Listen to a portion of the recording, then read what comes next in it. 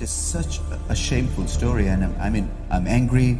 Absolutely, I don't have words. I'm in a state of shock. 26 अगस्त 2010 का दिन था जब पाकिस्तान क्रिकेट टीम इंग्लैंड के टूर पर अपना चौथा टेस्ट खेल रही थी। इंग्लैंड को सीरीज में 2-1 की बढ़तरी हासिल थी, तो पाकिस्तान को ये सीरीज लेवल करना था और ये मैच होने जा रहा था लंदन के लॉर्ड्स ग्राउंड में। ये मैच याद रखा जा सकता था स्टुअर्ट ब्रॉड के मैच विनिंग 100 पर या ग्रेन स्पोन की 5 विकेट्स पर, लेकिन इस मैच में कुछ ऐसा हुआ जो किसी के वहम और गुमान में भी नहीं था और इस गेम के बाद पाकिस्तान क्रिकेट पूरी तरह से बदल गई।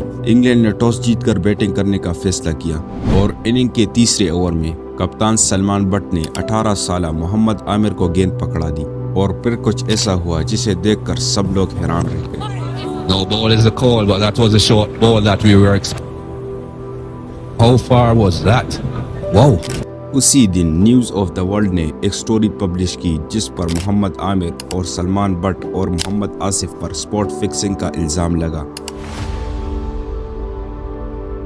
उसी साल जुलाई में शाहिद अफरीदी को कप्तानी से हटाकर सलमान बट को कैप्टन बना लिया और उसके पास 2 ऐसे बॉलर मौजूद थे जिसकी वजह से वो कोई भी टूर्नामेंट जीत सकता था, मोहम्मद आमिर और मोहम्मद आसिफ। मोहम्मद आमिर ने कम उम्र में ही क्रिकेट में अपना नाम बना लिया। इसी टूर में मोहम्मद आमिर को मैन ऑफ द सीरीज का अवार्ड भी मिला। दूसरी तरफ मोहम्मद आसिफ, जिसके बारे में लोग कहते थे कि पीता आसिफ था और जूमती बॉल थी, आखिर क्या वजह बनी कि ये 2 फास्ट बॉलर्स जिनका इतना पोटेंशियल था और देखते ही देखते उनका करियर खत्म हो गया। पहले ये जानना जरूरी है कि स्पॉट फिक्सिंग काम कैसे करती है। एक आम बैटिंग में ये होता है कि सपोज पाकिस्तान और इंडिया का मैच होने जा रहा है और मेरे पास $100 बैटिंग पर लगाने को है। मैं सपोज ये बाबर की 50 पर लगा देता हूँ। इसके जीतने के चांसेस बहुत है क्योंकि बाबर आजम एक वर्ल्ड क्लास बैट्समैन है, तो मुझे उसका एक अच्छा रिटर्न मिल सकता है अराउंड $200 तक। लेकिन यही पैसे अगर मैं शाहीन अफरीदी की 50 पर लगाऊंगा तो उसके जीतने के चांसेस बहुत कम है। लेकिन अगर शाहीन अफरीदी 50 करे तो मुझे उन $100 के बदले हज़ारों डॉलर मिल सकते हैं। इन सिंपल वर्ड, जितनी कम चांसेस उतना ही ज्यादा पैसा। स्पॉट फिक्सिंग में ये होता है कि जितने भी इन गेम मोमेंट्स है जैसे 50 विकेट्स, कैच ड्रॉप, ये पहले से ही प्री डिटरमेंट होते हैं। इस स्पॉट फिक्सिंग के केस में रिटर्न अवार्ड करीब 150,000 पाउंड होता है। जी हाँ, 1.5 लाख पाउंड्स, क्योंकि जिन इवेंट और जिन मूवमेंट पर पैसे लगाए गए थे उनकी प्रोबेबिलिटी ना के बराबर थी। सलमान बट ने मोहम्मद आमिर को ऑर्डर दिया कि वो अपनी दूसरी ओवर की पहली गेंद पर 9 बॉल कराए और मोहम्मद आसिफ 10वें ओवर की लास्ट बॉल पर 9 बॉल करवाएगा। अब ये 2 इवेंट्स एग्जैक्ट उस बॉल पर प्रेडिक्ट करना नामुमकिन है। यहाँ सामने आता है स्केल का मास्टरमाइंड मजहर मजीद, जो ब्रिटिश पाकिस्तानी बुक मेकर था। मजहर के पाकिस्तान टीम के कई खिलाड़ियों के साथ अच्छे ताल्लुकात थे और उनमें से एक सलमान बट था। सलमान बट ने ही मोहम्मद आमिर को अजहर मजीद से इंट्रोड्यूस करवाया था और ये कि आपस में एक अच्छी अंडरस्टैंडिंग बन गई।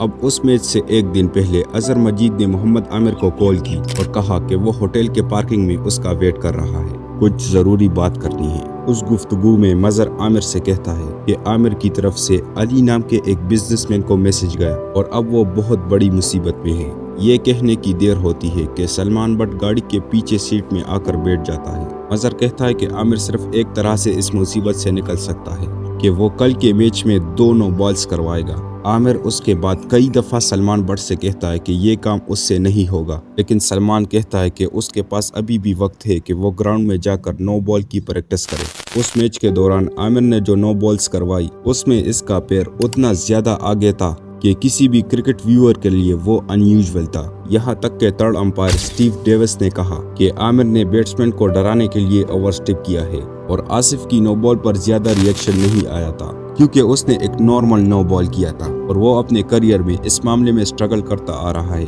और सबसे हैरान कुन बात यह है कि मोहम्मद आमिर ने इससे पहले अपने करियर में कोई 9 बॉल नहीं करवाई थी।